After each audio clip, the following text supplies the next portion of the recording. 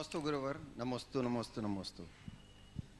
गुरुवर, मैं ये जानना चाहता हूँ कि सभी प्रयासों के बाद भी रुकावटें क्यों आती है।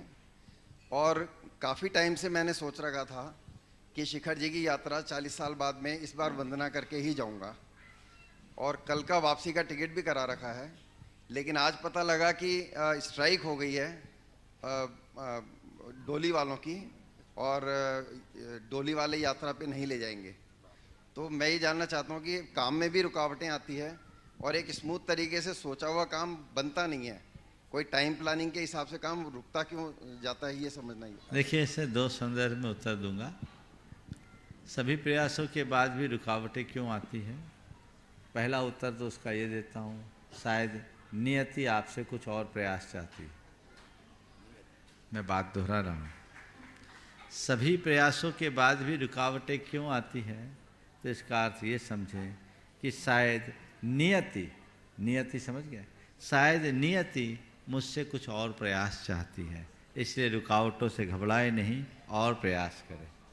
आपने कहा आज यहाँ आया था वंदना करने के लिए, 40 वर्षों की साध लिए, पर कल डोली का स्ट्राइक हो गया। इसे आप अपने लिए रुकावट मानने की जगह ये क्यों नहीं सोच लें कि नियति को यही मंजूर है कि मैं शिखर जी 40 साल बाद आया हूँ, 4 दिन तो रुकूं।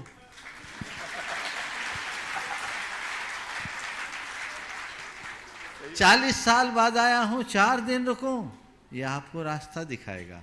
और मैं आपसे कहता हूँ, अब टिकट की परवाह मत करो, वंदना करके ही लौटूंगा, ये ठान लो, सारी रुकावटें खत्म हो जाएगी। वंदना करके ही लौटूंगा, ये ठान लो, सारी रुकावटें चली जाएगी। हमें कभी घबराना नहीं चाहिए। गतिरोध, रुकावट हर मनुष्य के जीवन में आती है, लेकिन ये जितनी आती है उतनी प्रगति के अवसर भी साथ साथ आते हैं। इसलिए घबराइए नहीं, रुकावटें आ रही है, आने दीजिए और अपना रास्ता तय करते चलिए, तय करते चलिए, तय करते चलिए। एक बार आपने अपने आप को मजबूत बना लिया तो रास्ता अपने आप ठीक होगा। दूसरा, रुकावटें कुछ इसलिए भी आती हैं कि हम कुछ अतिरिक्त करें।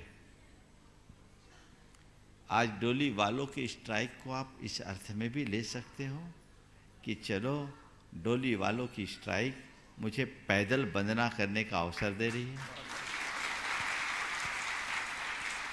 मैं चलूँगा, धीमे धीमे चलूँगा, कार्डिक पेशेंट तो नहीं हूँ, बस ठीक है, चलूँगा, आया हूँ, वंदना करके ही लौटूंगा। 40 साल बाद तो अभी आया हूँ, लौटूंगा तो न जाने कब आ पाऊँगा। इसलिए अब और कुछ नहीं, वंदना वंदना वंदना।